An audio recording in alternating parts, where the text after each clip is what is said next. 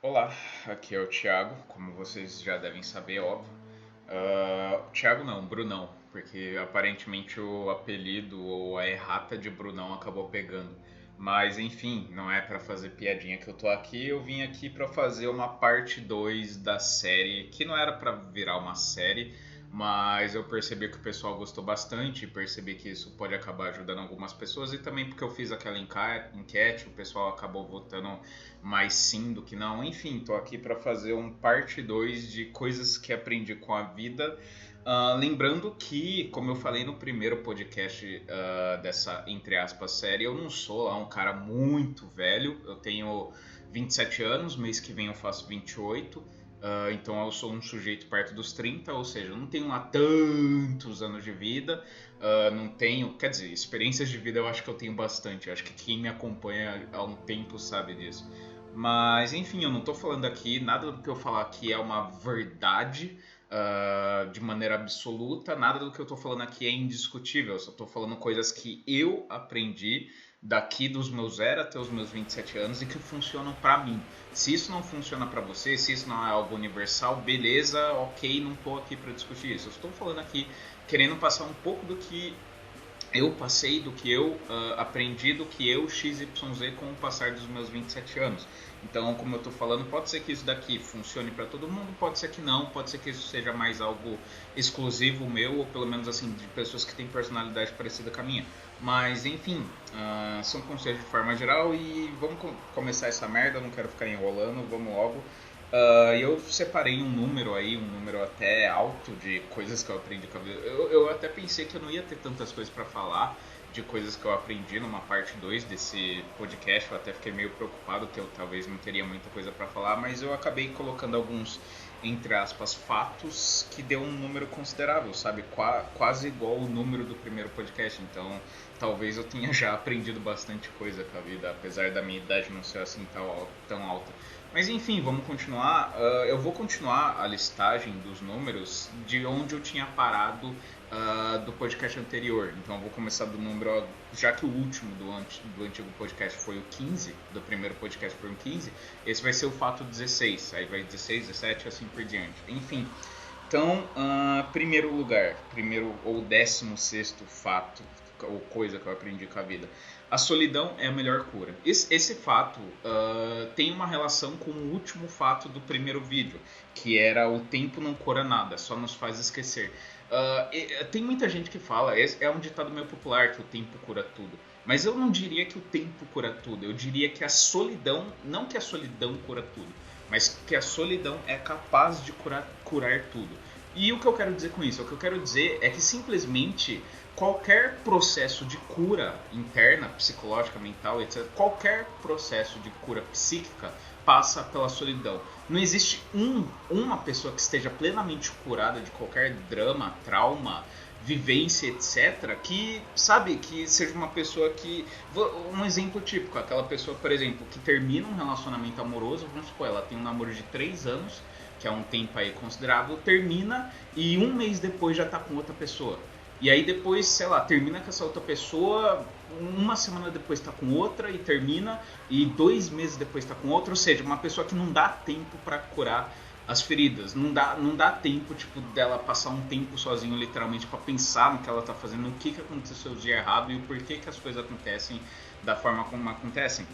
Essa é uma pessoa, por exemplo, que muito provavelmente não vai estar curada, que tipo, que com o passar do tempo ela só vai ficar mais e mais ferida dos relacionamentos anteriores. Por quê? Porque ela não deu tempo para si mesma ou si mesmo de curar da merda que deu do último relacionamento. E não apenas isso, mas também de pensar no que poderia ter sido diferente, no que ela poderia ter feito de forma diferente. A solidão é um convite para a introspecção. E a introspecção é vital para você perceber quais foram os seus erros e o que pode ser feito diferente daqui para frente, daqui para o futuro, ou seja... então, eu simplesmente, Thiago, eu acredito que todo e qualquer processo de cura passa pela solidão, passa pela introspecção. É impossível você se curar de qualquer mal, de qualquer trauma, de qualquer vício, etc., sem passar pela solidão. É óbvio que a solidão por si só não cura as coisas, por assim dizer, porque não adianta nada você ficar sozinho e ainda assim continuar repetindo as coisas que você fazia, sabe? Por exemplo, você tem um vício X, sei lá, exemplo mais para ficar mais fácil de entender, vício em pornografia. Você é viciado em pornografia e você só fica sozinho, mas você não toma nenhuma medida prática com relação à pornografia. É óbvio que você vai continuar viciado em pornografia, é óbvio que você vai continuar batendo punheta, vendo pornô e os caralho. Por quê? Porque simplesmente você não está fazendo o exercício da solidão de maneira completa. O exercício da solidão, como eu disse, envolve não somente estar sozinho, como também exercer a introspecção, ou seja, pensar sobre o assunto e tomar medidas práticas para com o assunto. Então, nesse exemplo do indivíduo que, por exemplo, quer se curar do vício em pornografia, não adianta nada ele ficar sozinho. Ele tem que ficar sozinho e pensar no que ele está fazendo de errado, no que faz ele cair, vamos colocar assim, no que faz ele bater punheta e querer voltar pro vício, e tentar se livrar disso na vida prática dele, na vida cotidiana dele, sabe? Enfim, a solidão como um todo, a solidão é a melhor cura, tanto porque a solidão propicia a cura, quanto também a solidão é um convite para ser alguém melhor no futuro. Te propicia ser alguém melhor no futuro, porque a solidão propicia a introspecção. E a introspecção propicia você pensar naquilo que foi feito de errado e naquilo que você pode mudar com relação ao que foi feito de errado. Enfim, próximo fato. O próximo fato é um provérbio hindu, que eu já citei em alguns podcasts anteriores, então alguns de vocês já devem saber, mas eu vou citar aqui de maneira mais específica. É um provérbio hindu, como eu disse. O ego não é um bom guia, porém é um ótimo servidor. O que eu quero dizer com isso? O que eu quero dizer é que o ego, de maneira resumida, para quem não entendeu essa frase, o ego não deve ser um fim, mas deve ser o meio. O que eu quero dizer com isso? Um exemplo, eu adoro exemplos. Para ficar de mais fácil entendimento. Você é uma pessoa que você gosta de ser reconhecido socialmente, por exemplo. Você gosta que as pessoas olhem para você e que as pessoas tenham respeito por você, te enxerguem como alguma coisa boa, sabe? Você é uma pessoa que é muito egóica no sentido social. Você utilizar esse seu ego no sentido social para realizar uma boa ação, por exemplo, para você fazer caridade, por exemplo, para você visitar asilo, para você adotar animal de rua, para você visitar a instituição que precisa de doação, para você fazer doação para a instituição XYZ, etc., não é algo de todo ruim. Por quê? Porque por mais que você esteja, em parte também, fazendo isso por ego, querendo ou não, você está fazendo um bem não somente a si mesmo, quanto também um bem aos outros. Portanto, você pode utilizar o seu ego, basicamente você tem que dominar o seu ego e utilizar o seu ego de uma maneira em que não somente você ganha, mas coisas externas a você também ganham. Utilizar o seu ego para se tornar uma pessoa melhor, sabe? Então, por exemplo, um outro exemplo, uma pessoa como eu, por exemplo, que é uma pessoa de cunho mais, entre aspas, intelectual e que gosta de ler e gosta de falar sobre isso. Você ficar lendo e ficar meio que falando pra todo mundo e mostrando pra todo mundo, eu leio, eu sou inteligente, etc. Não é a maneira ideal de você utilizar o ego nesse caso, porque você está agindo de maneira puramente egóica. E querendo se parecer superior aos outros porque você lê, porque você é inteligente, XYZ.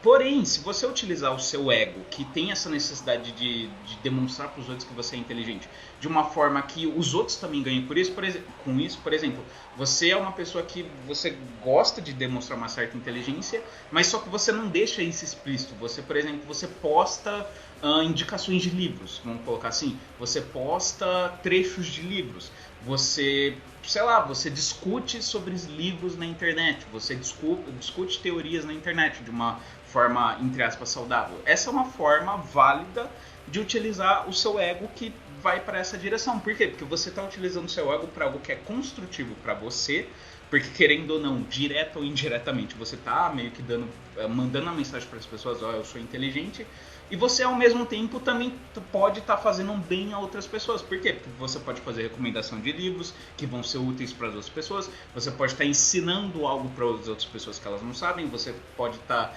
passando um trecho de livro que é muito interessante para XYZ pessoa, você pode estar discutindo sobre um assunto que a pessoa não tem ninguém para discutir, enfim. Repetindo a frase, o ego não é um bom guia, porém é um ótimo servidor. E esse é um dos motivos também que me fez, essa frase em específico, foi um dos motivos que me fez me afastar um pouco da concepção de que o ego é algo estritamente e necessariamente ruim, sabe? O ego tem uma natureza mais ruim do que boa, por assim dizer. Mas isso não significa que a gente não possa utilizar o nosso ego de uma boa maneira, sabe? Quando a gente utiliza o nosso ego de uma maneira que não somente nos engrandece, mas também engrandece uma causa exterior a nós, algo que faz bem não somente para nós, mas também para os outros, não acho que o ego é uma coisa ruim. Nesse caso, por exemplo, você está utilizando o ego como um meio e não como um fim em si, sabe? Enfim, espero que vocês tenham entendido a frase, as analogias, etc. E vamos pro próximo. 18º. A prova da, entre aspas, filosofia de vida da pessoa é a sua vida prática. O que eu quero dizer com essa frase? Se você quer saber se a pessoa, se a filosofia entre aspas da pessoa, porque a maioria das pessoas não tem filosofia de fato, é bem entre aspas essa filosofia, mas enfim, se você quer saber se as crenças da pessoa são boas crenças, observe a vida prática da pessoa. Ou seja, vamos supor que, sei lá, você tem um amigo que, sei lá, esse amigo vive discutindo com você por x, y, z assuntos. E você percebe ao mesmo tempo que você tem uma vida regrada, que você tem uma vida boa, que você tem uma vida equilibrada e etc. Você que tem X opiniões e que seu amigo que tem Y outras opiniões, ao contrário de você, ele tem uma vida completamente caótica, ele tem relacionamentos que não duram, ele não faz nada da vida dele, ele não construiu nada, tem X anos de vida e nesses X anos de vida não construiu nada. Ele só frequenta lugares que você acha uma merda, que são lugares de gente merda e gente degenerada, etc. Enfim, e essa pessoa é uma pessoa que tem uma vida ruim, que vive reclamando da vida, que, sabe, é a causa dos próprios problemas. A prova da filosofia de vida de uma pessoa, se a filosofia de vida é boa ou ruim, é a prática da vida daquela pessoa. Se você quer provar que aquela filosofia é ruim, pega a vida prática da pessoa que tem aquela filosofia. Se a vida prática da pessoa que tem aquela filosofia é, de fato, ruim, é porque a filosofia que ela segue, de um modo geral, é ruim. E ponto, acabou. Não tem como alguém ter uma fodendo filosofia foda em qualquer termo que seja, e ser uma pessoa com vida completamente merda, sabe? Completamente desregrada, completamente lixo, completamente que não fez nada da vida, completamente que só tem 50 mil relacionamentos falhados, não consegue manter amizade com ninguém, não dá certo em lugar nenhum, arruma briga, enfim. Se você quer saber se a filosofia, entre aspas, filosofia da pessoa é boa ou não, observa a vida prática da pessoa. Se a vida prática daquela pessoa for uma merda, é porque a filosofia dela é uma merda. E esse é um dos grandes motivos que me fez chegar à conclusão de por que ateístas, no geral, principalmente ateu de internet, é um lixo. Por quê? Porque a maioria dos pessoal que é aí que paga de ateu e ateu de internet os caralho, por exemplo, tem uma vida completamente merda. Você vai ver qual é a vida da pessoa, é uma vida completamente degenerada, sabe? É uma vida completamente de tipo, de todo final de semana Netflix, de usar droga, de não ter nenhum objetivo, sabe, maior, de não fazer porra nenhuma, de amizades que eu também acho, além da pessoa ser degenerada, eu considero a amizade das pessoas também um bando de degenerado, um bando de lixo. Enfim, esse foi um dos grandes motivos que me fez criar raiva de neo-ateu, de ateístas de internet. Por quê? Porque você vai ver a vida prática da pessoa, em 90% dos casos, a vida prática do neo-ateu comum é um lixo. É um lixo a vida. A pessoa não tem nada de virtude, não tem nada de importante na vida dela, não tem nada de nenhum sistema, sabe? Nunca criou porra nenhuma na vida e ainda por cima fica dando palpite em tudo, sabe? O famoso palpiteiro. Enfim. Vamos pro próximo fato. Que é algo que o próximo fato é algo mais voltado para os homens do que para as mulheres, mas talvez para as mulheres também se aplique. Mas acho que nem tanto, acho que é mais para os homens mesmo. Enfim, 19º fato. O apetite sexual se regulariza com o tempo. E por que eu tô falando isso? Porque eu tenho muitos ouvintes que estão na casa dos 18, 17, 16 anos até os 20 anos. Eu tenho muitos ouvintes nessa faixa etária. E eu recebo com alguma frequência relatos de tipo, eu quero fuder, eu não aguento mais bater punheta, eu não aguento mais pensar em mulher, eu não... sabe? E o que eu posso falar pra vocês é, caras, Isso é normal. Isso é normal. Todo indivíduo dos seus, sei lá, dos seus 14 até seus 25 anos, basicamente só pensa em fuder. Só pensa em fuder, só pensa em mulher, só beta, só fica pensando em namorada, só isso, cara. Só isso. Dos teus 14 até os 25 anos, tua vida vai ser só isso. Não adianta você querer mudar isso. Eu sei que é uma merda. Eu sei que, sei lá, se você tem um senso crítico maior, é uma merda você olhar pra si mesmo e pensar, cara, eu tento ler, eu tento fazer as coisas, eu tento fazer, sabe, as coisas que são um ideal maior, são mais idealistas, por assim dizer, e nada funciona. Eu sei que é uma merda você olhar pra isso e você perceber que você não consegue seguir idealismo algum, porque a tua carne ainda fala mais alto do que o idealismo. É uma merda. Mas, cara, não adianta, o teu corpo biológico, o teu corpo empírico, o teu corpo por si só, do teu 14 até os 25, talvez até um pouco depois disso, é um corpo que, eu vou resumir, tem muita vitalidade. Você, quando é muito jovem, quando é muito novo, você ainda tem muita vitalidade. Você ainda tem, teu corpo ainda tem muita vida. E o que a vida quer fazer? A vida quer gerar nova vida. A vida quer, tipo, fazer aquilo que dá mais prazer pra ela, ou seja, sexo, principalmente no caso do homem. Então, assim, cara, se você ainda é novo, se você tem seus 20 e poucos anos ou até menos do que isso, não se preocupe, não se incomode, não tô falando pra você também bater 10 punhetas por dia, não tô falando isso. Mas assim, se você for ainda um sujeito que tem seus até 25 anos por aí, e ainda pensa muito em fuder, e ainda pensa muito em mulher e os caralho, cara, é normal, é o teu corpo falando, sabe? Não se deixe ser necessariamente moldado por isso, mas também não se sinta incomodado de pensar muito em sexo, de pensar muito em mulher, pelo simples fato de que teu corpo tem muita energia. Quanto mais novo você é, mais energia vital você tem. E aí é extremamente normal que teu corpo, às vezes até involuntariamente, queira canalizar a energia para um certo caminho, para um certo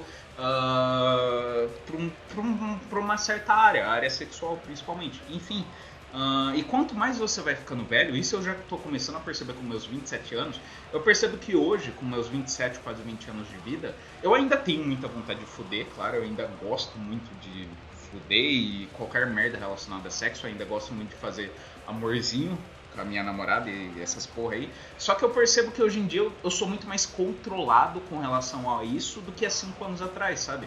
Tipo, há 5 anos atrás eu tinha muito mais, tipo, eu encontro com a minha namorada, tem que ter sexo. Porque, não, sexo, sabe? Sexo era um negócio muito mais extraordinário, revolucionário há 5 anos atrás. E algo muito mais necessário, de necessidade mesmo, quando eu tinha meus 22 anos de vida. Hoje em dia, tipo, eu consigo normalmente ver minha namorada, por exemplo, passar um dia inteiro com ela e não fazer nada com ela, em sentido sexual, sabe? Por quê? Porque simplesmente tanto hoje eu estou mais controlado, quanto também hoje eu percebi, em termos até filosóficos, que existem coisas mais importantes do que sexo. Quando você é muito novo, quando você tem muita vitalidade, de fato o sexo tem muita importância. E isso é extremamente normal, extremamente ok e justo, sabe? Mas quando você vai envelhecendo e você vai adquirindo tanta experiência de vida, quanto teu corpo vai começando a definhar por conta do tempo e biologia, etc., sabe, você começa a perceber que tem outras. Tanto você começa a ficar cansado, e aí sexo por si só perde um pouco da sua importância, quanto também você percebe que tem outras coisas que são mais legais. Por exemplo, você, ao invés de você transar, você passar o dia inteiro com a tua namorada fazendo uma, sei lá, uma maratona aí de uma série muito foda. Ou você passar o dia com a tua namorada andando, fazendo exercício físico. Ou você passar o dia com a tua namorada fazendo uma trilha, por exemplo. Ou sei lá, indo pro clube e passar o dia na piscina, não sei, enfim, ou ir pra praia e passar o dia na praia. XYZ possibilidades, sabe? E de repente não ter sexo nenhum nesse dia é algo que também eu acho do caralho, sabe? Do caralho, sabe? Enfim, o apetite sexual se regulariza com o tempo. Então não fique desesperado se você tem seus 18 anos por aí e ainda, tipo, fuder, sexo, punheta, pornô. Cara, é normal, tudo bem que pornô é uma merda, então evitem. Mas assim, é normal, não fica assim, achando que é coisa de outro mundo. Todo e qualquer homem na tua idade sabe como é isso. Eu sei como é isso, outros homens sabem como é isso. Todos os homens sabem o que é isso, de você ter 18 anos e só pensar em fuder. Não fique achando que isso é normal, achando que, uou, sabe, é normal. Enfim, próximo fato. Se importe com poucos. O que eu quero dizer com se importe com poucos? O que eu quero dizer é, hoje em dia a gente vive num mundo extremamente globalizado, num mundo extremamente que simplesmente todo mundo tem acesso à vida de todo mundo. E às vezes até pessoas exteriores, muito exteriores a você no sentido literal, pessoas até que nem moram no teu estado, nem moram no teu país, têm acesso à tua vida. E o que acontece nesse meio de coisa, em que tudo é muito globalizado, em que tudo é muito público, é que muitas vezes a gente entra em contato, a gente entra em choque, por assim dizer, com pessoas que não tem nada a ver com a nossa vida, com pessoas que às vezes estão do outro lado do mundo. Então o que eu quero dizer com se importe com poucos é que, cara, nesse mundo que a gente vive, não dá pra se importar simplesmente não dá pra se importar com a opinião de 99,9% das pessoas. Sendo mais específico na minha frase do se importe com poucos, selecione um número pequeno de pessoas, sei lá, 5, 6, sei lá, um número pequeno, 5, 6, sei lá, por aí, de pessoas, e se importe com a opinião dessas 5, 6 pessoas.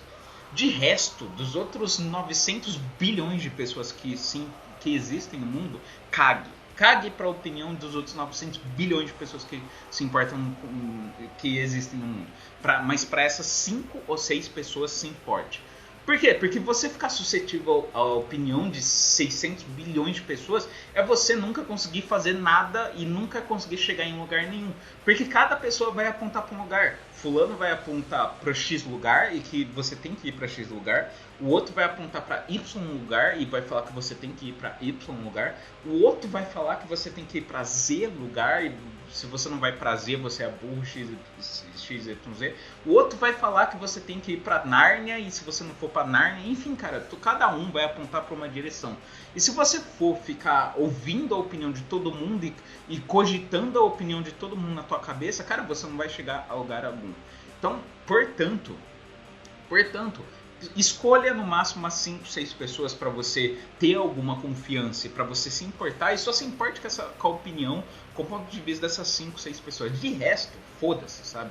E essas 5, 6 pessoas que sejam pessoas que assim, que já estão com você há anos, que você tem alguma confiança. Seja seu pai, seja sua mãe, seja sua namorada de, sei lá, 5 anos de relacionamento, seja teu amigo que você tem em amizade desde a infância, seja, sabe, que seja de preferência também pessoas que são próximas de você e que passaram e passam pelo teste do tempo com você. Cague para a opinião de todo mundo, mas se importe com a opinião de alguns poucos. Porque essas pessoas, esses alguns poucos, podem se importar com você e de repente eles podem apontar para algo que você, estando do seu ponto de vista solipsista, você não enxergou, mas eles enxergaram. Então se importe com alguns, mas se importe com poucos. Enfim, o 21º fato é algo que é semelhante ao último. Não é semelhante, mas é parente do que eu acabei de falar. Se importe com quem se importa. 21º fato. E eu falo isso porque às vezes a gente deixa passar batido, sabe? Às vezes, ainda mais no mundo que a gente vive, que a gente tem 50 mil mensagens, 50 mil contatos, gente, sabe, pedindo pra gente fazer alguma coisa o tempo inteiro e tem que fazer 50 coisas ao mesmo tempo. E enfim, nesse mundo em que simplesmente a atenção e o foco nunca é única, perceba e se importe com quem se importa. Então, fulano demonstrou que se importa com você de alguma forma, cara, comece a se importar com fulano também. Se alguém demonstra, sabe, que se importa genuinamente com você, mesmo que seja uma pequena demonstração, sabe, começa a se importar também com tal pessoa, porque o fato daquela pessoa demonstrar que se importa com você é sinal de que ela te quer bem, é sinal de que ela quer algo bom pra tua vida, é sinal de que ela é uma boa amizade, por assim dizer. Então se importe com quem se importa. Seja amigo de quem é seu amigo. Não seja aquela pessoa que eu particularmente eu acho detestável, eu acho desprezível. Aquela pessoa que quer ter amigos, mas não é amiga, sabe? Tipo, aquela pessoa que sempre chega pra você para desabafar com você, mas aí quando você fala qualquer coisa da tua vida, aquela pessoa responde com monossílabo, sabe? Tipo, sim, não sei. Sabe? Cara, isso é extremamente... Cara, eu desejo a morte. Eu desejo a morte de pessoas que são assim. Sinceramente. De pessoas que quer que você fique ouvindo o desabafo da pessoa, mas quando você vai desabafar com a pessoa responde com sim, não sei, talvez, sabe? Cara, eu odeio esse tipo de gente. Eu odeio esse tipo de gente. Esse tipo de gente é o tipo de gente que eu excluo, que eu bloqueio, que eu me distancio na minha vida pessoal, porque eu odeio com todas as minhas forças esse tipo de gente. Que quer amigos, mas que não sabe ser amigo. Eu odeio do fundo do meu coração pessoas desse tipo. Enfim, se importe com quem se importa. Demonstrou que se importa com você de qualquer forma, começa a se importar também com tal pessoa, porque tal pessoa se importa com você. Isso, e você, enfim, não seja um babaca, por assim dizer. Enfim, vamos pro próximo fato, 22º, que é algo que pode ser útil, que tudo bem, isso, eu listar esse fato não vai resolver nada. Mas se você martelar isso daí na tua cabeça, pode ser que isso te ajude de alguma forma. Enfim, 22º, ansiedade não resolve nada. Cara, sempre que você sentir ansiedade no sentido negativo, porque tem ansiedade que é boa e ansiedade que é ruim. Por exemplo, você fica ansioso para receber o teu celular novo, é uma ansiedade que de certa forma é boa. Você ficar ansioso para ver tua namorada, é uma ansiedade que também é boa. Você ficar ansioso para tal dia chegar, porque tal dia chegar vai acontecer tal coisa foda. Também é uma ansiedade de certa forma boa. Mas eu tô falando ansiedade aqui no sentido negativo, ansiedade que às vezes te atrapalha a fazer as tuas coisas rotineiras, ansiedade que te faz fazer alguma burrada, ou te faz agir de maneira impaciente, te faz não esperar, te faz sair do que era para ser certo e ir para algo que é mais arriscado. Se esse algo arriscado puder te trazer muito prejuízo. Enfim, cara, martela, eu tô falando isso principalmente para as pessoas ansiosas que escutam o meu canal. E isso eu tô falando eu tô falando porque eu também sou uma pessoa ansiosa. Talvez não tão ansioso quanto alguns de vocês, mas eu também tenho essa tendência à ansiedade. Então martelem isso na cabeça de vocês. Ansiedade não resolve nada. Ansiedade não resolve nada. Ansiedade não resolve nada. Martele bem isso para quando você se sentir ansioso, você se lembrar dessa frase. Ansiedade não resolve nada, cara. Não adianta nada você ficar ansioso. Não adianta nada você ficar pensando no Cs. Sabe? Eu acho que é extremamente perda de tempo, extremamente que te deixa angustiado, ansioso, etc. Você ficar pensando no C, sabe? Mas e se? Mas e se? Mas e se? E se? Cara, não adianta ficar pensando no se. Até porque, se algo tiver que dar errado, eu acredito em destino, eu não vou aqui falar e dar as minhas explicações e argumentos pró-destino. Mas assim, basicamente, se algo tiver que acontecer, você pode até não acreditar nisso. Mas eu tô falando aqui de um ponto de vista meu, Thiago. Se algo tiver que acontecer, vai acontecer. Não adianta você ficar ansioso porque... mas e se? Se tiver que acontecer, vai acontecer, meu amigo. Mas e se ela terminar comigo? Se ela tiver que terminar, se ela não for a pessoa que melhor bate com você, ela vai terminar com você e ponto, acabou. Não adianta ficar ansioso pela possibilidade do fim do teu relacionamento, ou ficar ansioso porque tal coisa pode quebrar, ou ficar ansioso porque a empresa pode entrar em falência. Cara, se tudo tiver convergindo para dar errado, vai dar errado. E aí a tua ansiedade não vai adiantar de nada, porque a ansiedade é sofrer no presente por uma angústia que é do futuro, por algo que nem é uma certeza do futuro, sabe? É sofrer no presente, sabe? Ao invés de você só sofrer no futuro, quando você sente ansiedade, você está sofrendo também no presente. Então, ao invés de você, cara, deixa a angústia e o sofrimento só pro futuro, não sofra também no presente. Respira essa frase na tua cabeça. Ansiedade não resolve nada. Ansiedade não resolve nada e às vezes muito pelo contrário. A ansiedade mais atrapalha do que ajuda. A ansiedade mais te afasta do teu objetivo do que te aproxima do teu objetivo. Martela na tua cabeça. Ansiedade não resolve nada. E antes de ir pro próximo fato, vou beber uma água que tá foda. Bebi água, agora estou tudo ok. Vamos pro 23º. Que é até algo meio ok, óbvio, sabe? Esse 23º fato, ou 23ª coisa que eu aprendi com o tempo, mas que também acho que vale a pena ser citado. Dependa o mínimo possível, o menor possível, ou o menos possível, dependa o menos possível de outras pessoas. E isso eu tô falando num aspecto geral para tudo, sabe? Dependa o menos possível de outras pessoas. Principalmente em coisas relativas à tua felicidade, em coisas relativas à tua realização, em coisas relativas aos teus objetivos. Por quê? Porque, cara, você pode ser e você é responsável por si mesmo. Quando você falha e erra, o erro é teu e pronto, acabou. Quando isso é algo, tipo, que é você sozinho. Mas quando você tá fazendo algo, qualquer coisa que seja, com outras pessoas, por mais que Você pode ser o mais foda, o mais pica, o que mais está se empenhando em XYZ coisa. Se a atividade for em grupo e a tua nota, o teu desempenho, o teu objetivo XYZ depender do grupo, não vai adiantar porra nenhuma você ser o mais foda, o mais pica, o que mais se esforça, etc. Por quê? Porque vamos supor que você tá num time de 5 pessoas e você é o único que tá lá dando seu sangue pela causa X. Cara, não adianta nada você se esforçar pra caralho pela causa e os outros 4 membros do time, sabe, fazer tudo de maneira cagada, fazer tudo tipo, sabe, com a bunda, empurrando com a barriga. Cara, é uma bosta. Eu acho que todo mundo que já fez trabalho em grupo, que tipo, que realmente estava empanhado no trabalho, mas que as outras pessoas estavam cagando pro trabalho, não estavam fazendo tudo com a bunda, com o cu, não tava nem um pouco a fim de fazer, acho que todo mundo vai entender qual é o sentimento, cara. É uma bosta, cara. É uma bosta depender das outras pessoas para qualquer que seja a coisa. Então, assim, principalmente nas coisas relativas à tua felicidade, aos teus objetivos, aquilo que é importante para você, dependa o menos possível, ou a menor quantia possível das outras pessoas.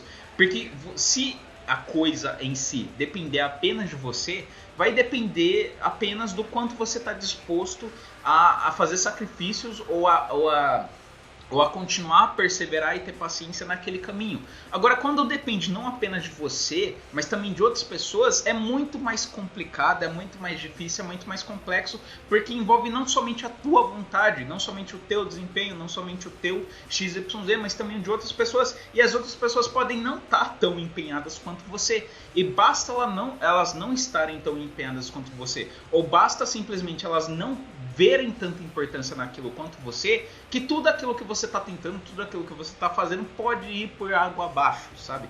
Então, assim, no aspecto geral da tua vida, cara, dependa o menos possível de outras pessoas. Esse é um dos grandes motivos pelos quais eu tenho investido em formas autônomas de fazer dinheiro. Por quê? Porque, cara, eu odeio, sabe, ter trabalho que é dependente dos outros. Eu odeio ficar dependente do desempenho dos outros. Eu odeio ficar dependente da boa vontade dos outros, sabe? Até porque, e principalmente porque eu sou uma pessoa de cunho mais intelectual, entre aspas, e estratégico do que a maioria das pessoas. E aí, quando eu traço um plano, quando eu traço um objetivo, geralmente eu faço um plano, sabe? Eu esquematizo os caminhos que eu tenho que fazer para chegar a XYZ objetivo, sabe? Eu traço um plano, eu traço uma estratégia.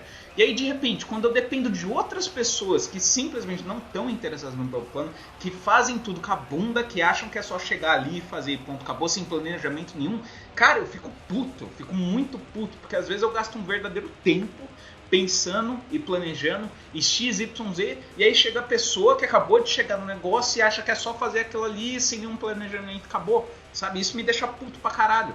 Tudo bem, eu não tô falando que necessariamente o meu plano é melhor e que necessariamente a pessoa fazer tudo do jeito cagado e na sorte não pode dar certo. De repente pode dar certo, mas é o que eu tô falando, você fica muito dependente da sorte, você só chegar lá e fazer sem nenhum planejamento, você fica muito dependente da sorte. E a sorte é uma merda, cara. Se a sorte quiser falar sim, é sim e acabou. Se a sorte quiser falar não, é não e acabou. Eu prefiro ficar mais dependente de mim mesmo, da minha própria vontade, das minhas próprias qualidades e virtudes, do que ser dependente da sorte. A sorte é uma merda, a sorte é uma vadia, sabe?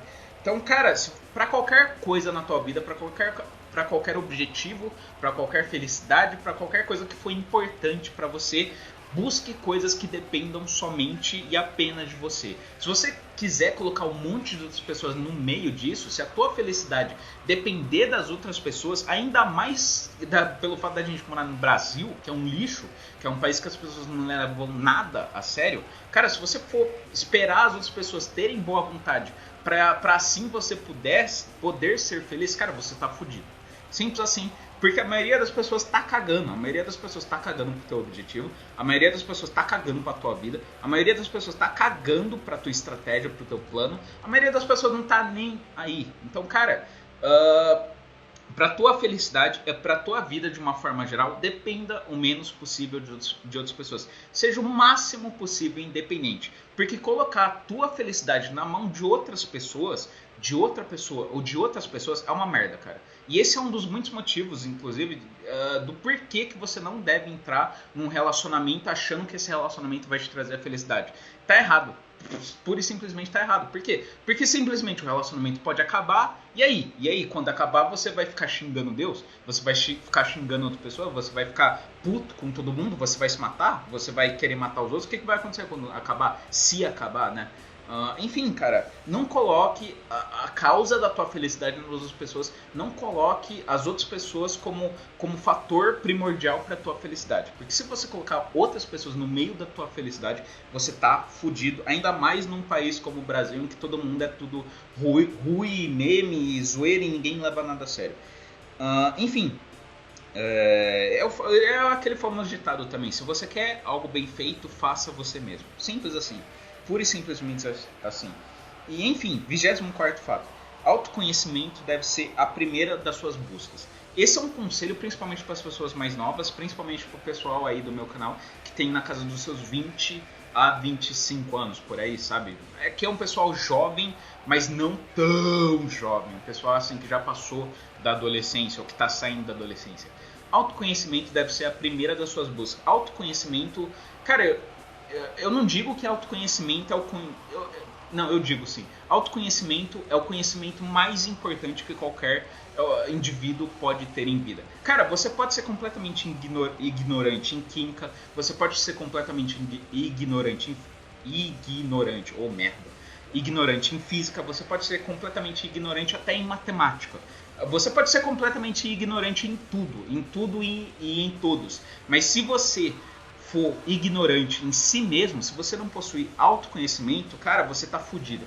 Assim como todos os conhecimentos do mundo não valem nada sem o autoconhecimento, o autoconhecimento sem os outros conhecimentos, além do autoconhecimento, é ainda um conhecimento muito válido, sabe? Os outros conhecimentos sem o autoconhecimento viram merda, viram nada, e o autoconhecimento sem os outros conhecimentos vira alguma coisa. Então, assim, é o que eu falei, cara. Você pode ser ignorante de tudo, mas você não pode ser ignorante de si mesmo. O autoconhecimento deve ser o primeiro dos conhecimentos. Tudo bem, existem, obviamente, outros conhecimentos que também são muito importantes. Óbvio, o conhecimento da matemática, o conhecimento da língua portuguesa, o conhecimento da lógica. São conhecimentos também que, obviamente, são extremamente importantes, principalmente para se você quiser sair do senso comum e querer chegar mais ao campo do inteligível e sair do campo sensível. Sim, estou citando Platão.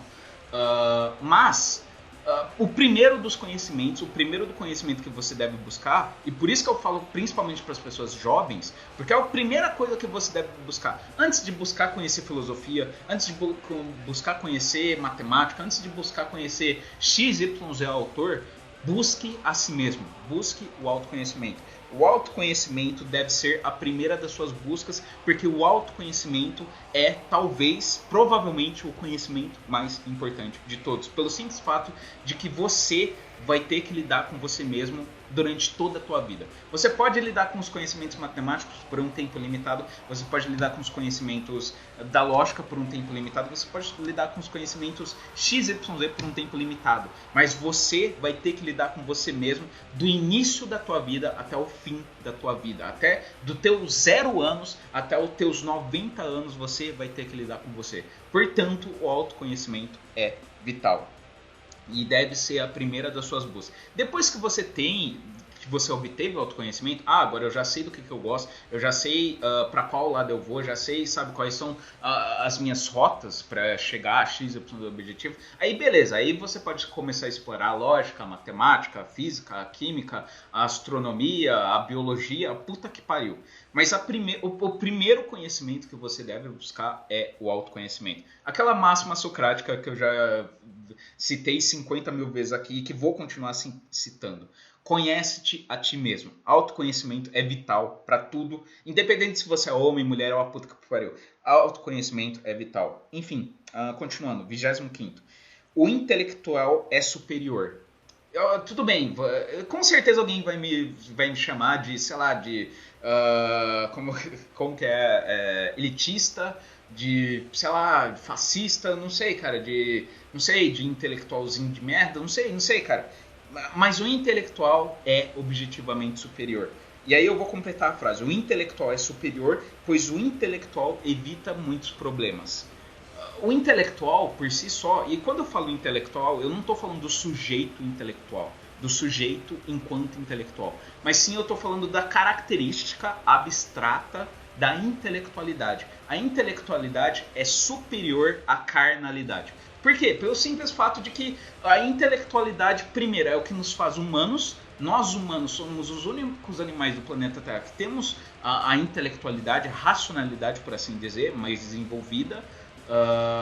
E a intelectualidade é aquilo que eu falei no na 16ª, no 16º fato. Cara, a introspecção é a única forma de você resolver os seus problemas. A introspecção é a única forma de você chegar à resolução de x, y, z coisa. E você tá outra frase famosa, outra frase clichê, mas que se aplica perfeitamente à vida de qualquer pessoa. Loucura é fazer sempre as mesmas coisas esperando resultados diferentes. Se você é uma pessoa que tem muitos problemas, sei lá, seja de qual ordem for, a única forma de resolver esses teus problemas, independente de quais forem os problemas, é através da via intelectual. É através da via de você pensar o porquê, pensar nas causas do problema, investigar quais são as causas, depois determinar quais são os remédios, os antídotos, os meios para se superar a causa e exercer e colocar na vida prática os meios para chegar à solução do problema. Não existe nenhuma outra forma.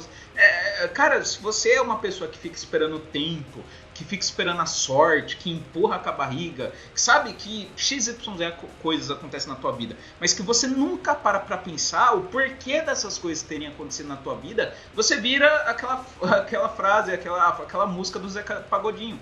Deixa a vida me levar, a vida leva eu. Você nunca faz porra nenhuma da tua vida, porque você sempre deixa a vida te levar. Então a vida te leva para X, você vai para X. A vida te leva para Y, você vai para Y. Você é uma pessoa simplesmente sem vontade própria, tanto sem vontade própria, quanto também sem intelecto para resolver os teus próprios problemas, sabe? Então, pura e simplesmente o intelectual é superior, via de regra geral, às outras potencialidades. Principalmente a potencialidade carnal. O próprio Platão também concorda com o que eu estou falando aqui. Sim, vou citar Platão de novo. Na República, por exemplo, Platão diz que existem se não me engano, são 3 gêneros de homem. O homem mais carnal, que é o homem cujos os apetites e as opiniões e as inclinações são de ordem carnal, e que para Platão é um homem inferior, e por isso são a maioria da população. Que são os artesãos, que são pessoas que não têm grandes paixões, que não têm grandes ideias, que não têm... A paixão dele é o sexo, basicamente. Eles não têm ideia, não têm cérebro, não... sabe? São pessoas que são movidas pelo pinto, pela buceta, e é isso. Essa é a casta, entre aspas, inferior. A casta do meio, que é a classe dos guerreiros, isso está na República. Que é basicamente a casta das pessoas que têm aptidões físicas e que exercem as aptidões físicas, que exercem o poder do corpo, por assim dizer, que é a casta dos guerreiros, dos soldados e etc, que não necessariamente é uma casta que é voltada, que também tem o vício do sexo, que também tem o vício da carne, porém o vício dele é mais voltado para a própria carne e não para a carne do outro, sabe? Então, assim, pelo menos essa segunda casta ainda tem alguma virtude, que é a virtude de priorizar o próprio corpo, mas ainda não é uma casta intelectual. E a terceira casta, que é a casta dos intelectuais, que deve ser a casta daqueles que ordenam. Por quê? Porque são aquelas daquele que fazem estratégia.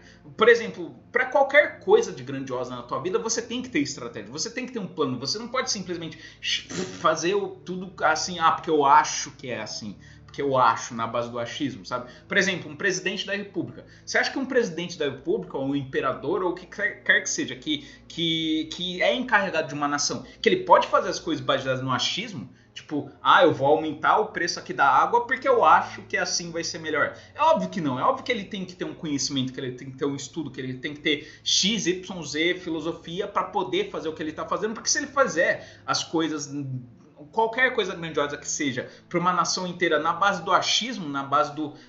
porque... alguém em 1500 e tal tentou isso e deu certo, sem fazer nenhum estudo de caso, sem ter nenhuma prova empírica, sem ter nenhuma prova pela via racional e etc. Cara, a chance de dar errado é altíssima, sabe?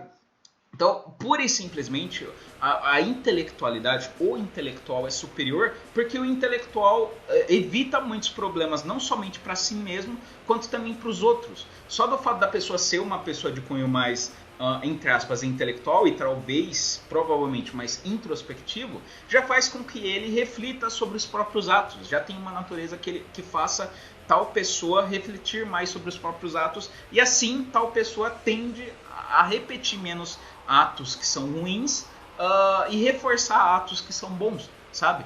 Então, um intelectual, nesse aspecto, ele é sim superior ao carnal, ele é sim superior ao comum. E sim, estou sendo elitista, mas foda-se. Existem coisas que, objetivamente falando, são superiores a outras coisas. É aquilo que eu falei no qual fato?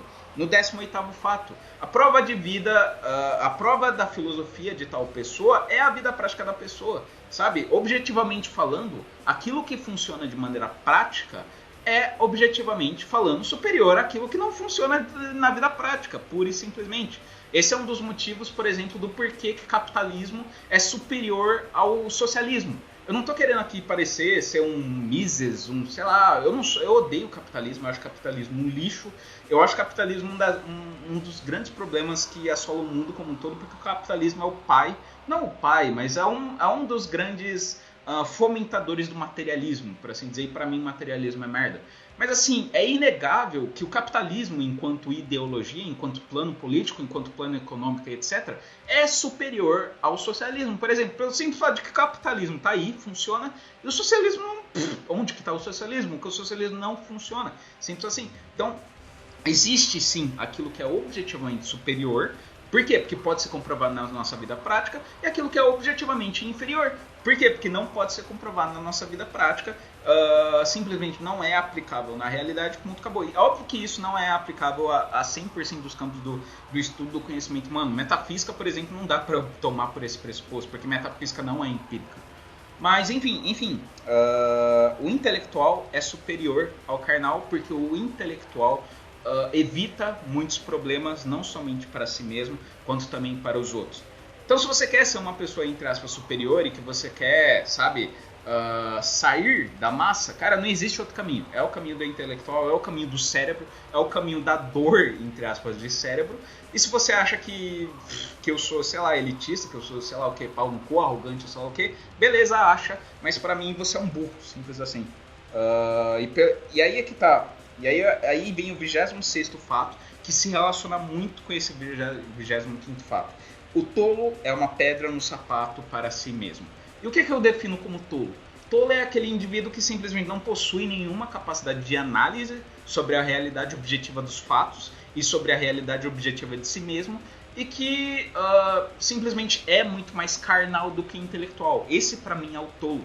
Então, assim, o que eu vejo na maioria das pessoas, assim, na vida, não somente teórica quanto prática, da maioria das pessoas que eu considero como degenerados, como pessoas sem virtude alguma, como lixo humano e etc., são pessoas que simplesmente, cara, que eu não preciso desejar nenhum mal para essas pessoas. Cara, eu tô falando aqui de coração, não é de maldade não. Eu não desejo nenhum mal à vida das pessoas que são degeneradas, à vida das pessoas que são lixo, à vida das pessoas que x e tudo. Eu não desejo nenhum mal à vida das pessoas no geral. Por quê? Porque eu sei que essas pessoas são uma pedra no sapato de si mesmo. Eles são os problemas deles mesmos. Então, quando você conhece uma pessoa, por exemplo, que você considera como lixo, que você considera como eticamente inferior, que você, sabe, aquela pessoa que você olha pra pessoa e fala, cara, como que essa merda pode existir? Como que esse cara pode... Como que Deus permite a existência desse lixo humano, sabe? Cara, você não precisa desejar nenhum mal pra essa pessoa, porque essa pessoa já causa mal a si mesma. É aquilo que eu falei, cara. A vida prática de uma pessoa cuja filosofia é merda, é também merda. A vida prática da filosofia merda é merda. Então, assim, você não precisa desejar nenhum mal ou querer, sabe? Não precisa desejar nenhum mal pra pessoa que é tola. Ela já é um problema pra ela mesma. O indivíduo que é tolo é um indivíduo cheio de angústia, é um indivíduo cheio de problema, é um indivíduo que nunca tá feliz com nada, é um indivíduo que simplesmente, cara, sabe, a vida dele é uma angústia eterna. Por quê? Porque ele não tem cérebro o suficiente, ele simplesmente não exerce o cérebro. É o que eu falei, cara, no último fato. A única via possível para o engrandecimento mental, espiritual, intelectual, etc., é o intelectual por si só, sabe? O intelectual, por herança, já vai incrementar nas outras áreas da tua vida. Se você for uma pessoa prudente, se você for uma pessoa que busca virtude, se você for uma pessoa que lê consideravelmente, se você for uma pessoa que pensa antes de fazer, que pensa antes de agir, que é uma pessoa de cunho mais intelectual e de cunho mais contemplativo, isso por si só já vai te fazer ter uma vida objetivamente superior à vida daquele que não analisa porra nenhuma, que age pelo momento, que age pelo instinto, que simplesmente não possui filosofia de vida nenhuma, que simplesmente age pela sorte, o típico brasiliano, sabe? Enfim, cara, enfim. Então, assim, para terminar aqui esse tópico, esse número, cara, o tolo é uma pedra no sapato para si mesmo. Não deseje o mal do tolo, não deseje justiça para com o tolo, não deseje porra nenhuma para com o tolo, porque o tolo é uma pedra no sapato para si mesmo. O tolo é a causa do próprio problema, sabe? Então, assim, cara, deixa a pessoa se estrupiar, deixa a pessoa ser infeliz. Quando algum degenerado, isso está acontecendo com alguma frequência, algum degenerado vem falar pra mim que eu falo merda, ou que eu sou burro, ou que XYZ. São pessoas que geralmente, 99% dos casos, eles não refutam em porra nenhuma, não refutam porra nenhuma do que eu tô falando, mas ainda assim vem falar que eu tô errado, que eu sou burro, que eu XYZ. Sabe? Vem com o famoso ad hominem.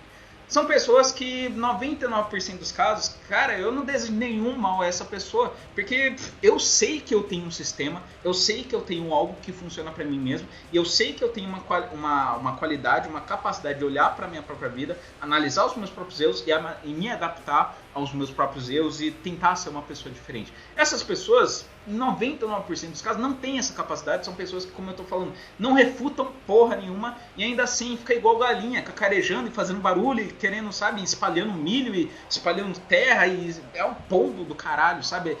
Basicamente o cara que só, tipo, joga terra na cara dos outros, joga lixo pra tudo quanto é lado e não faz porra nenhuma, sabe?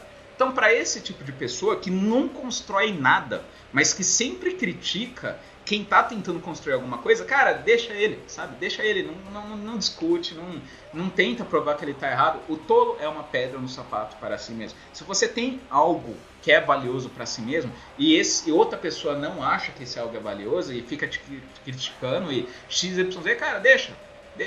Porque eu garanto que ele sofre muito mais do que você. Ele é a causa do próprio sofrimento. E isso é o pior mal de todos. É quando a causa do sofrimento é você mesmo. É a falta de autoconhecimento, é a falta de autodesenvolvimento, é a falta de sabe? Enfim, deixa o cara, foda-se ele. Afinal, também o burro é ele, não você. Quer dizer, não necessariamente sempre, mas... Enfim, na internet ainda como as coisas estão hoje em dia, é quase sempre isso. 27º. O tempo é o seu, entre aspas, bem mais valioso. Isso é outra, talvez, algo até um pouco clichê, talvez. Mas não deixa de ser verdade, cara. O tempo é o nosso bem mais valioso nessa terra, porque o tempo é a única coisa que a gente... Porque dois fatos. Primeiro, não se pode comprar tempo. Não existe tempo. Até porque tempo é algo abstrato, não existe tempo. Você não vai no supermercado e acha tempo para comprar. Você não vai no shopping e tem lá, tempo. Compre, pague 10 mil e viva mais 5 anos. Não existe isso, sabe?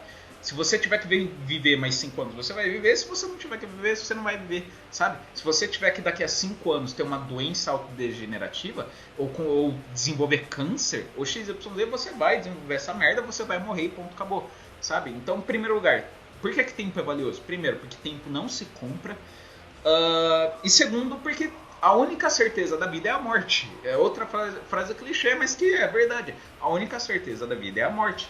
Portanto, se a gente sabe que uma hora ou outra nossa vida aqui nessa terra vai acabar, a gente deve valorizar justamente o tempo que a gente tem aqui. Porque logo mais esse tempo vai acabar e não estaremos mais aqui. Então, cara, por que eu estou citando esse fato de que o tempo é o seu bem mais valioso? Porque pensa no que você está fazendo, pensa naquilo que você está gastando tempo, pensa naquilo que você está fazendo na sua própria vida, com quem você anda, o que você anda fazendo da tua vida, como você gasta seu tempo, quais são os seus passatempos, etc.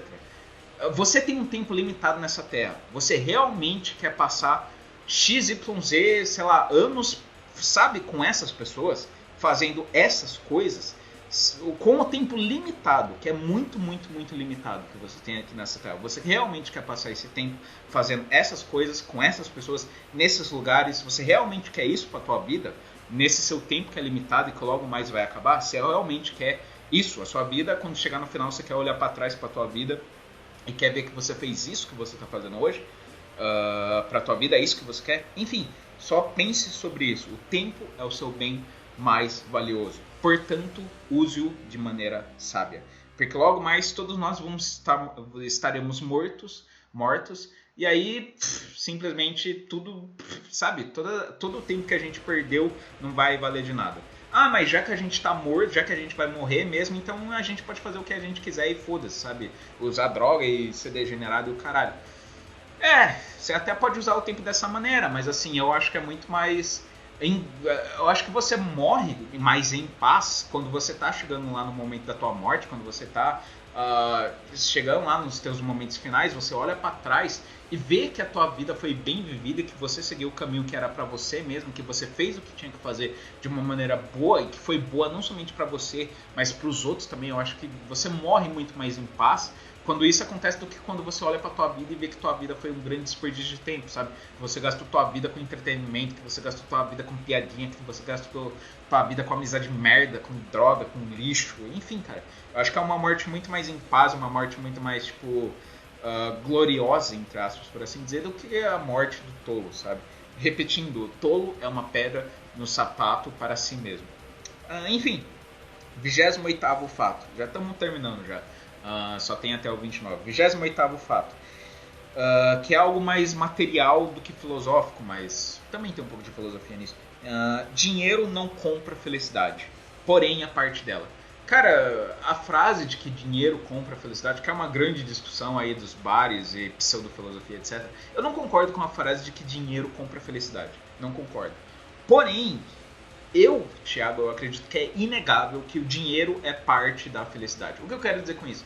O que eu quero dizer com isso é que não digo que é impossível, mas é muito difícil você ser feliz na tua vida, de uma forma geral, não tendo dinheiro. Por quê? Porque o dinheiro, querendo ou não, é uma preocupação. Por quê? Porque a gente vive num sistema capitalista que simplesmente é da maneira que é. Você pode xingar, pode falar que o capitalismo é ruim, blá blá blá, XYZ. Mas o fato é, o mundo inteiro, ou quase inteiro, praticamente inteiro, é capitalista e o mundo inteiro vive à base de dinheiro.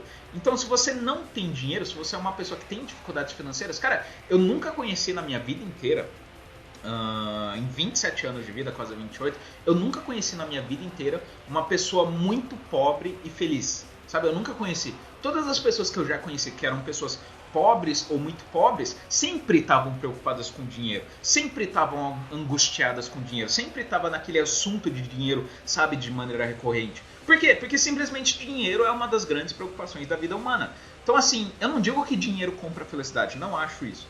Mas eu digo que dinheiro é parte da felicidade. Você não ter dinheiro muito mais te induz à infelicidade do que à felicidade. Enquanto que você ter dinheiro é basicamente menos uma preocupação para tua vida, sabe? Talvez a maior preocupação da vida de todo mundo que é adulto é dinheiro, cara. Como que você sabe que você virou um adulto? Quando o foco das suas preocupações deixa de ser mulher, deixa de ser, sabe, opiniões, deixa de ser o meio, a família, e passa a ser dinheiro. Esse é um dos grandes sinais de que você virou adulto. Por quê? Porque você virar adulto é você assumir a própria responsabilidade, assumir as próprias responsabilidades e você assumir a própria gestão sobre o dinheiro. E aí, a partir do momento que você não tem dinheiro suficiente para X, Y, Z, isso se torna uma preocupação, uma angústia na tua vida. Então, assim, você não ter essa preocupação, não ter essa angústia na tua vida, certamente isso por si só não é a causa da felicidade. Mas isso, querendo ou não, inegavelmente, isso contribui para com a felicidade. Então, quando você está bem financeiramente, você é muito mais tendente à felicidade como um todo do que quando você não está bem. Pelo simples fato de que quando você não está bem financeiramente, isso se torna mais uma preocupação na tua vida, mais uma angústia na tua vida, e isso por si só desfavorece a felicidade, pura e simplesmente, logicamente, sabe? Enfim, é isso, eu acho que espero ter sintetizado o meu pensamento para vocês. O dinheiro não compra felicidade, Porém, o dinheiro é parte da felicidade. É inegável que você estar bem financeiramente falando propicia com uma chance maior você estar feliz. E o contrário também é verdade. Você não estar bem financeiramente falando propicia com uma certa frequência você não estar feliz, você não estar bem financeiramente. Enfim, e 29º e último fato, que eu diria que de todos os fatos que eu citei nesse podcast, talvez esse seja o maior de todos, talvez junto com o do autoconhecimento. Eu diria que o autoconhecimento e esse fato que eu vou citar agora são os mais importantes de todo esse podcast, que é 29º fato: todo sofrimento é temporário. Cara, isso é um fato até óbvio, mas que assim a maioria das pessoas não pensa nisso. A maioria das pessoas, nesse ímpeto solipsista e tendência solipsista, tendência consumista, materialista, etc., não percebe o quão pequeno, o quão temporária é a maioria dos nossos problemas, sabe? Cara, para pra pensar, independente de qual é o seu problema, para pra pensar nele, na natureza dele e nas causas e condições dele. Cara, ele é temporário, não é verdade? Ele é temporário, cara. Então, pra que, sabe, você colocar a tua vida inteira naquele problema se ele é temporário, se daqui a pouco, ou não daqui a pouco, mas daqui a algum tempo ele vai acabar, sabe? Porque, por exemplo, um exemplo bem simples, término de relacionamento, término de namoro. Vamos supor que você terminou com a tua namorada, você tinha um relacionamento com ela, sei lá, há 5 anos, terminou já faz 1 ano, mas ainda tá sofrendo por isso. Cara, por mais que seja uma merda terminar relacionamento, por mais que, 5 anos é um tempo, por mais que XYZ você sente falta, você XYZ, cara, uma hora ou outra você vai superar isso, cara, pela simples condição e natureza humana. O cérebro humano tem a tendência a evitar a dor, o cérebro humano quer evitar a dor a todo custo. Então assim, vai chegar uma hora, por mais que, eu tô há 1 ano sofrendo sem parar, cara, vai chegar uma hora que simplesmente você vai ficar acostumado a esse fato de que terminou. Ou simplesmente você não vai mais sofrer tanto. Por quê? Porque o teu cérebro vai chegar um momento em que o teu próprio cérebro, de maneira consciente e ou inconsciente, vai falar, cara, chega, já sofri demais por isso, tá na hora de continuar a vida e esse ponto acabou. Então, por mais que nesse momento você esteja sofrendo pelo seu término e sofrendo por uma coisa que de fato é uma merda, cara, daqui a 1 ano, daqui a 2 anos talvez, daqui a X anos, ou talvez até X meses, pode ser amanhã, pode ser que amanhã você já esteja melhor. Cara, isso vai passar. Todo sofrimento é temporário, toda dor é temporária por um simples fato empírico e irrefutável. Sabe qual é esse simples fato empírico e irrefutável que simplesmente valida essa máxima de que todo sofrimento é temporário? Morte. Todos nós vamos morrer. Então, mesmo que você esteja nesse momento, óbvio que você não está, porque senão você não estaria aqui me ouvindo, mas mesmo que nesse momento, exemplo, você esteja amarrado numa cadeira, sendo todo dia torturado por um psicopata ou sociopata, sendo mutilado, enfim, cara, você esteja vivendo um pesadelo de filme de terror na tua vida, mesmo que você esteja passando pela pior situação imaginável que seria essa, aí na tua vida, que você com certeza não está, mas mesmo que você estivesse, cara, ainda assim essa dor é temporária. Ainda assim esse sofrimento vai acabar. Por quê? Porque você vai morrer. Porque você vai morrer uma hora ou outra. E se você tem de fato alguém que está te torturando numa cadeira, que está te cortando uma parte do teu corpo todo dia, cara, você pode ter certeza que a tua dor não vai durar muito não. Que agora, com certeza, essa tua dor é horrível. Com certeza eu e ninguém queria estar no teu lugar. Com certeza. Mas assim, se você tá todo dia aí perdendo sangue e todo dia perdendo uma parte do teu corpo, cara, o teu corpo não vai aguentar. Daqui a 2, 3, 4 dias, que seja, teu corpo vai definhar e acabou. Você vai morrer, sabe? Enfim, cara, todo sofrimento é temporário. Por mais que você possa falar, é uma merda, e de fato seja, por mais que seja de fato uma merda, por mais que seja, sabe, ruim, uma situação assim, inconvencional, excepcional, por mais que XYZ, cara, todo sofrimento é temporário, tanto pela natureza do sofrimento em si, quanto também pelo fato empírico e irrefutável que é a morte. Simples assim, todos os nossos sofrimentos, uma hora ou outra, vão acabar. Então assim, o que eu quero dizer com isso, qual é o fim em si dessa máxima? Cara, não se lamente demais pelos seus problemas. Não ache que é o fim do mundo, não ache que não dá, não ache que acabou. Sabe, cara, por quê? Porque uma hora ou outra isso vai acabar. uma hora ou outra isso vai acabar ou se ajeitar de maneira natural, sabe? É aquilo também que eu falei no último podcast, o podcast de positivismo lógico. Todas as coisas tendem, o que é bom tende para o que é bom e o que é mal tende para o que é mal. Então se você for um sujeito bom, se você for um sujeito de índole, de virtude, que busca ter algo na tua vida que saia do carnal e que vá mais pro intelectual ou simplesmente para aquilo que é mais grandioso, cara, por mais que você esteja passando por X, Y, Z, cara, fique em paz porque uma hora você vai sair desse sofrimento. Uma hora, pode demorar 1 ano, pode demorar 2, mas uma hora ou outra você vai sair desse sofrimento. Se você for um indivíduo de fato virtuoso. Todo sofrimento, todo e qualquer sofrimento / dor é temporário pelo simples fato de que a morte existe e a morte acaba com todas as dores e sofrimentos desse plano material. Se existe uma vida após a morte, mas e se existe inferno? Mas e se tiver outro sofrimento? Cara, isso é totalmente outra discussão. Isso é outra. Aí eu teria que entrar em outra discussão, outro assunto, aí entraria em metafísica e cara, eu tô falando dessa vida. Tudo o que existe nessa vida é temporário. Você é temporário, o seu sofrimento é temporário, tua mãe é temporária, teu cachorro é temporário, tua casa é temporária. Tudo é temporário nessa merda. E isso por si só já gera uma sensação, sabe, de conforto, de certa forma, sabe? Saber que um dia toda essa merda vai acabar e que você não vai mais precisar se preocupar com nada é reconfortante, de certa forma, sabe? Se você pelo menos olhar pro lado positivo disso. Enfim, é isso. Não tenho mais nenhum fato para aqui citar. Espero que esses fatos, ou algum desses fatos, seja útil para quem quer que seja, sei lá. Enfim, é isso. E aviso rápido antes de terminar. Esse sábado agora, provavelmente será nesse sábado, eu farei a última leitura de e-mails desse ano. Então, se você quer ser lido, envie e-mail entre hoje e amanhã para eu ler, porque sábado agora será a última leitura de e-mails desse ano. E eu vou explicar no podcast o porquê que vai ser a última do ano. E por um bom tempo também. Enfim, é isso. Caso queiram comentar qualquer coisa, sei lá, discutir qualquer merda, sinta-se à vontade. Mas é aquilo que eu falei, não se esqueçam da máxima. O tolo é uma pedra no sapato para si mesmo. Não seja tolo. Enfim, é isso. Beijos, abraços e até a próxima.